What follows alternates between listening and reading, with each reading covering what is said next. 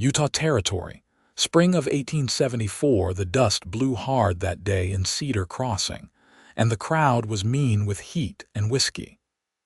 Quinn O'Doyle rode into town with trail dust on his boots, a rifle strapped to his saddle, and no plans beyond picking up supplies and heading back north to his ranch. He had not meant to stop at the edge of the auction yard, but the sound of a woman's voice, sharp, full of fire, cut through the noise like a blade. "I ain't property," she said, chin high, hands tied in front of her like she would break the ropes through sheer will. "You sell me, you'll have to bury me too." Quinn's eyes locked on her. She was young, maybe 20, her dark hair tangled from the wind, her dress torn at the shoulder. Blood trailed down her cheek where someone had struck her, but she stood straight, proud. The auctioneer barked, "Runaway or not, she's strong and healthy. Came in with a busted wagon train east of Green River. No claim on her.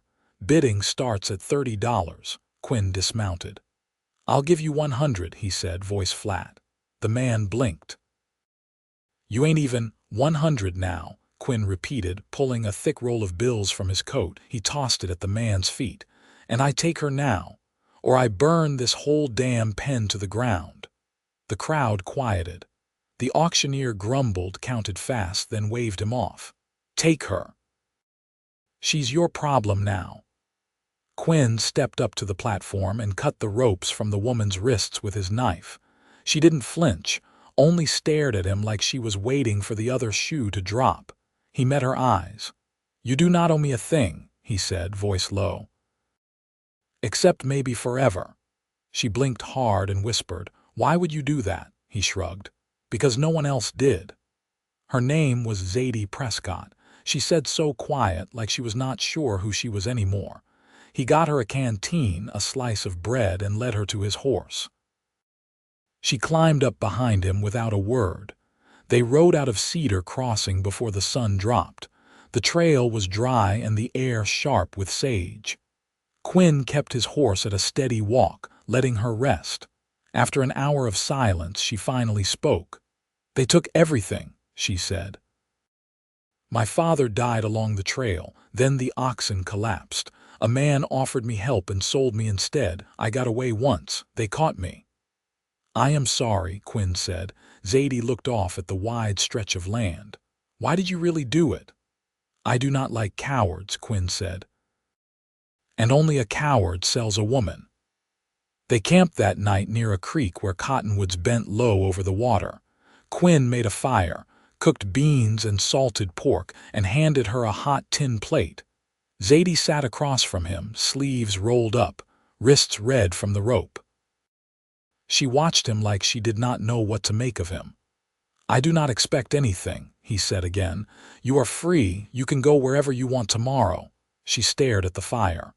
"I do not have anywhere to go," he nodded. "Then I reckon you are coming with me." She looked up. "Where?" "My ranch," he said. "Up near Bear River. It is quiet, safe." Zadie hesitated, then nodded once. "All right." They did not talk much after that. She slept curled up near the fire, his coat over her shoulders. Quinn stayed awake a long time, watching the stars. He had not meant to care. But the look in her eyes back at the auction block had stuck in his chest like a splinter. There had been fire in her, but also something broken, something he recognized. By the time he lay down, he already knew he was not letting her go. Morning came with frost and birdsong. She was up before him, washing her face in the creek. Her eyes were clearer now. "You sleep all right?" he asked. Zadie nodded. "Better than I have in weeks." They packed up, mounted, and rode on. 2 days later, they reached his land. Quinn's ranch stretched wide across the green hills near the river. There was a small house with a porch, a barn, and a fence that needed mending. It was not much, but it was home. Zadie slid down from the horse, her legs stiff. "This is yours?" He nodded. "All of it." She looked around, quiet. "It is beautiful." Quinn led her inside. The house smelled like pine wood and coffee. He showed her the spare room. "You can stay here as long as you want." She turned to him. "I do not know how to thank you. You do not have to, he said. She took a breath. Then maybe I will just stay a little while, Quinn nodded. That works for me. That first week she barely spoke. She helped clean the house, cooked some meals, sat on the porch in the evenings. Quinn let her have the space. He worked the land, fixed the south fence, took care of the horses. At night he heard her cry sometimes, but she never did it where he could see. It was on the 12th day that things shifted. She brought him water while he was repairing the barn door, held the nails while he hammered, then said, "You are not what I expected." He glanced at her. "What were you expecting?" "Another man who wanted to own me." Quinn met her eyes. "I do not want to own you, Zadie. I just want you to be all right." She stared at him, something soft blooming in her face. "You are the first man who ever said that to me." He touched her hand, just a brush, testing the air between them. She did not pull away. That night they sat on the porch together. She leaned her head on his shoulder. "I feel safe here," she said. He put his arm around her. "You are." Zadie looked up at him. "You meant it, didn't you, when you said I do not owe you anything?" "I meant every word," Quinn said. She smiled. "Well, maybe I want to owe you something. Not because I have to, but because I want to." He smiled back. "That works for me just fine." And in that quiet, with the sun sinking behind the hills, something true settled between them, not forced, not rushed. Just two people who had been through fire, finding the beginning of something good. By late May, the snowmelt had thickened the Bear River, and the orchard trees Quinn had planted 4 years earlier were flowering in quiet whites and pinks. Zadie had taken to walking between them each morning before the sun rose high, her skirts brushing dew from the grass, her fingers trailing over the low branches as if testing whether the world around her was real. Quinn watched from the barn window once, then turned away. He'd never been the kind to stare, but something about the way she moved, careful, like the land might slip out from beneath her tide, a knot in his chest he hadn't felt since the war ended. One morning she came in with a basket full of eggs and a light dusting of pollen on her nose. "You ever keep bees?" she asked, setting the basket down on the table. He shook his head. "Thought about it, never had the time." She pulled a chair out, sat. "Back home my mother kept 2 hives behind the shed. She said honey was a kind of memory, that it held the taste of every flower that ever grew nearby." "She's still alive?" Quinn asked, his eyes on the hammer he was oiling. Zadie's hand stilled. "No. She passed the spring I turned 16. Fever took her before the leaves were out." He nodded slowly, not offering sympathy, just space. She leaned forward, elbows on the table.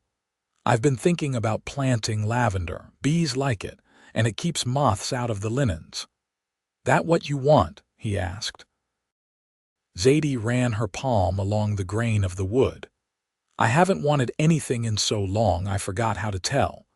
Quinn stood and took the tin pitcher to the washbasin. "Then maybe it's time to remember." That afternoon, they rode out to the far edge of the property where the ground sloped into a dry patch of earth too stony for crops. Zadie brought a small pouch of seeds she'd found in one of the storage trunks behind the barn. They knelt side by side, fingers brushing dirt, the sun warm on their backs. "You never talk about what brought you here," she said, eyes on the earth. Quinn pressed his thumb into the soil, making a shallow hole. "After the war, I drifted west.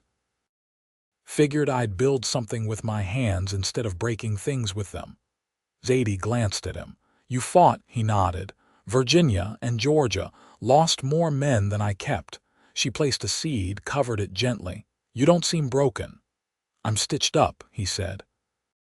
"That's not the same." They worked in silence after that, planting rows until the sun dipped behind the cottonwoods, and the shadows stretched long across the field.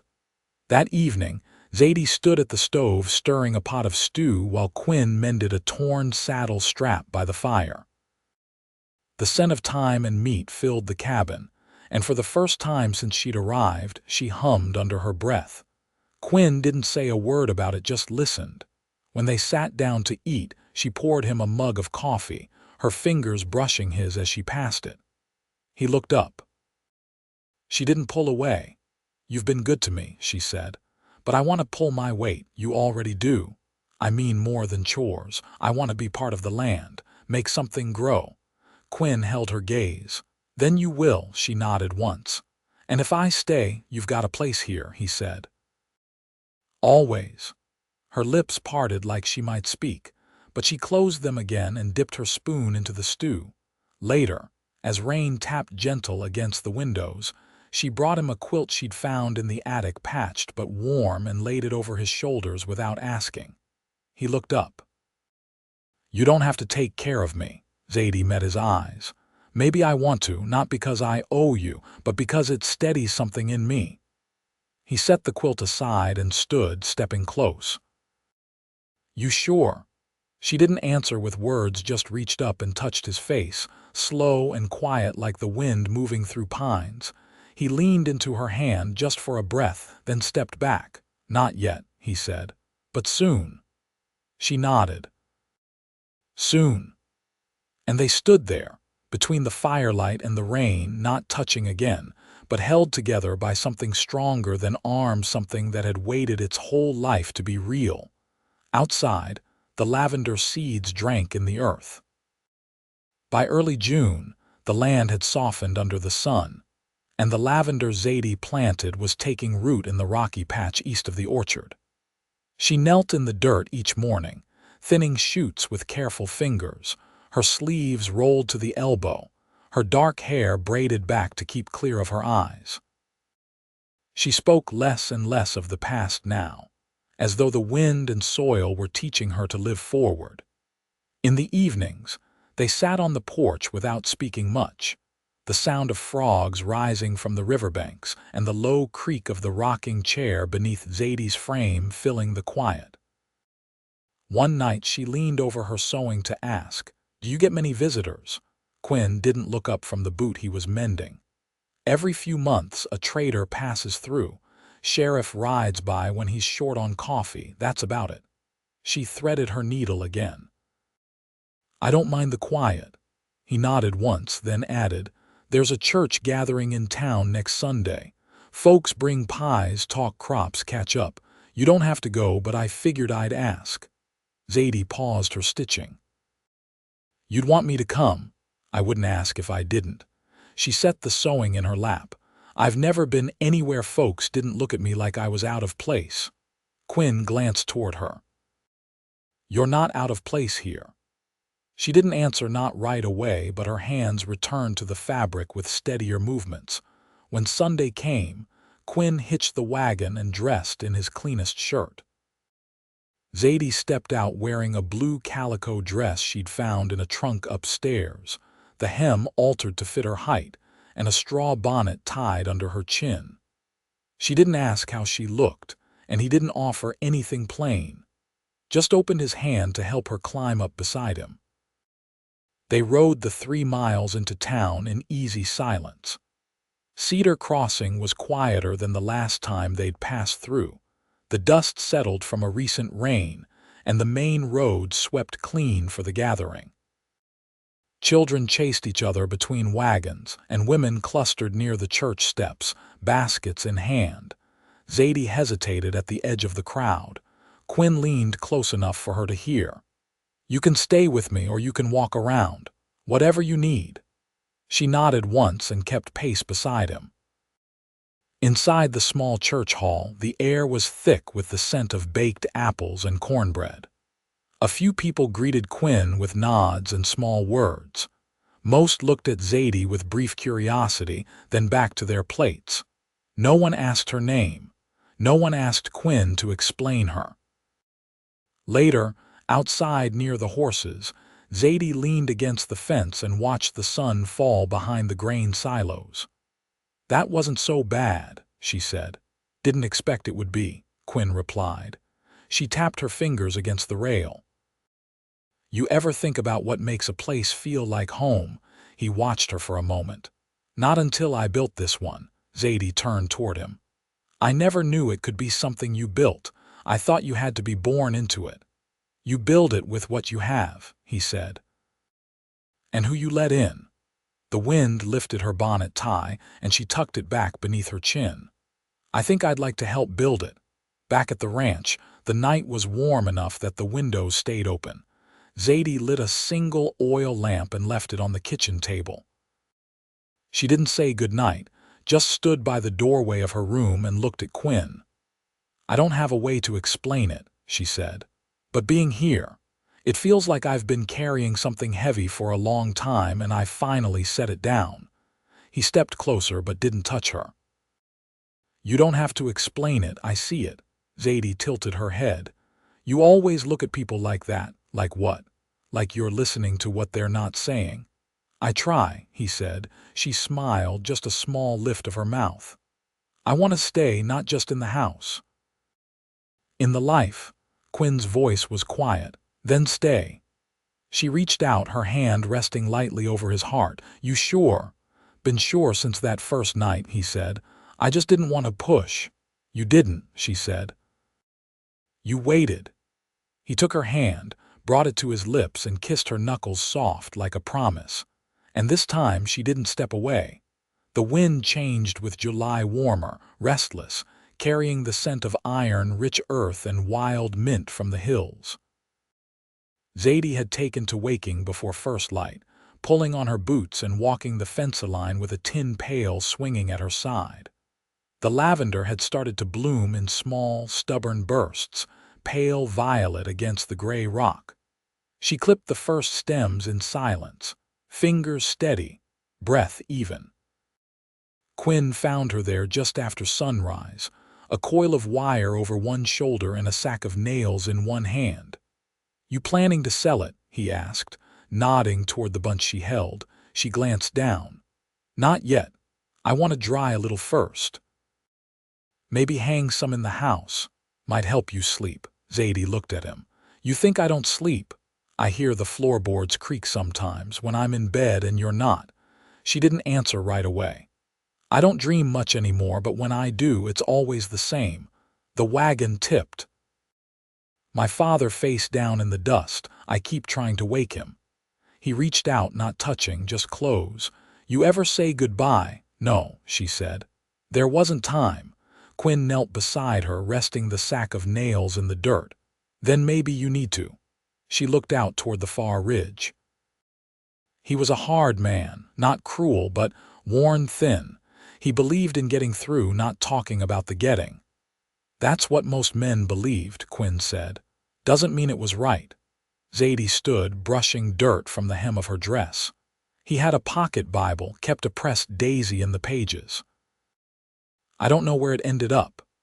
We'll find a patch. Plant one for him, Quinn said. That afternoon, they climbed the western slope beyond the orchard with a spade, a canteen, and a handful of wild daisy seeds they'd bartered from a woman in town the month before. The soil was dry, but beneath it, the roots of old life held on. Zadie knelt and dug a shallow hollow. Quinn handed her the seeds. You say something if you want, he said. She looked down at the earth. I forgive you for not knowing how to love me right. I understand now you were just trying to survive too. She covered the seeds gently, pressing the dirt smooth. Quinn stepped back to give her quiet. When they returned to the house, the scent of lavender clung to her sleeves, and she carried herself taller, not lighter, but more rooted. That night, she cooked rabbit stew with onion and dried sage. They ate by lantern glow, and afterward she stood by the hearth while he banked the fire. I want to ask you something, she said. Quinn turned. Go on. You ever think about children? Not now, not tomorrow, just one day. He leaned against the mantel. I used to think I wouldn't be any good at raising someone. Then I saw what you've done with a patch of land no bigger than a table, and I started thinking maybe it's not about knowing how. Maybe it's about choosing to try. Zadie stepped closer. I think I'd like to try one day. He reached for her hand. So would I. Her fingers settled against his, firm and certain. Outside, Thunder rolled low across the hills, the kind that didn't bring rain but reminded the earth it could. Later, as they lay on the bed they'd moved into together without ever marking the day, her head tucked beneath his chin, she whispered, "I don't flinch anymore when you touch me." Quinn kept his voice low. "I noticed, but I didn't say anything." "I know," she said. "That's why it matters." They didn't speak again that night. No need. The storm passed without breaking, and the house held steady around them. By the middle of August, the lavender had dried in bunches beneath the eaves of the porch, hung upside down and wrapped in twine. Zadie had lined the shelves inside with muslin and filled small cloth sachets, tucking them into dresser drawers and behind stacks of folded linen. The scent lingered through the cabin, subtle and steady. That morning, Quinn came in with his shirt damp from fence work and paused at the door, letting the coolness settle on his skin. "You've filled the house with peace," he said, toeing off his boots. Zadie stirred a pot of soap she'd set to boil on the stove. "Peace don't come all at once. It comes in pieces, like this one thing at a time." He nodded, wiping his hands on a rag. "I'm thinking of building a smokehouse down past the barn. We'll want dried meat come winter." She ladled the thick soap into a wooden mold. "You want help with the frame? I'd like that." They worked under a wide stretch of sky, the sun slanting through the cottonwoods as they measured timbers and tamped the earth flat. Zadie held the beam steady while Quinn drove the peg into place. He looked at her wrist, the way it held firm without trembling. "You've gotten strong," he said. "I was always strong," she replied. "I just didn't have anywhere to put it." They didn't speak again until the frame was standing. He stepped back, brushing sawdust from his sleeves. "You ever think about marrying?" he asked. Zadie looked up at the smokehouse, the shadow of its roofline cast long over the grass. "I used to think it was something men chose and women accepted, but now I think it ought to be a thing both people reach for in the same moment." "I agree," he said. She met his eyes. "Are you reaching?" "I've been reaching," he said, voice low, her shoulders eased. "Then I'll meet you there." The next Sunday they rode into town once more. Not for a gathering, but to speak with the preacher who lived behind the church in a clapboard house with a crooked porch. He sat them down at the kitchen table, poured water from a chipped pitcher, and listened as Quinn explained. "No guests," he said. "No celebration. Just something true between us." The preacher opened his Bible and nodded. "Truth is enough." They stood in the quiet parlor hand in hand, the light through the window catching in Zadie's hair. The vows were simple. No rings, no lace, just words said with steadiness. Quinn's voice never wavered. Zadie's eyes never left his. When it was done, the preacher closed the book and said, "You've made a home in each other. That's worth more than gold." They thanked him, stepped outside, and walked back to the wagon without speaking. Halfway down the road, Zadie laid her hand on Quinn's thigh. "I don't need anything else," she said. "You've got everything I have," he answered. When they reached the ranch, the sky was streaked with red, and the first of the crickets had started to sing. Quinn lifted her down from the wagon and carried her across the threshold, not because it was tradition, but because he wanted to feel the weight of the moment in his arms. That night, the fire burned low, and they sat wrapped in the same quilt she'd once placed over his shoulders. Her head rested against his chest. His fingers traced the curve of her spine. "You ever miss the road?" she asked. "No," he said. "Not now." "I don't either," she whispered. They lay together without urgency, without fear. There was no need to prove or chase. Just two lives, woven quiet and strong. Weeks passed. The smokehouse filled with cured venison and strips of trout from the river. Zadie traded sachets of lavender and bars of her hard soap for flour and seed. Quinn finished the last stretch of fence along the southern ridge. The house stayed warm even after the winds changed. They planted garlic and onions ahead of the frost, covered the beds with straw, and took comfort in the rhythm of it. One evening, as the first snow clung to the windowsills, Zadie stood by the stove, her hand resting low over her belly. She turned to Quinn, her eyes calm. "I think we'll need a cradle come spring." He set down the ledger he'd been reading and crossed the room to her. "You sure?" he asked. She nodded. "I've felt it, a quiet kind of knowing." His hands cupped hers. "Then we'll build one. Strong and smooth. And a rocking chair," she said. "For the porch." "You'll have it," he said. "Whatever you need." Zadie leaned into him, her cheek against his collar. "It'll grow up here, in a place where things are made, not taken." He held her tighter. "That's the kind of life we build."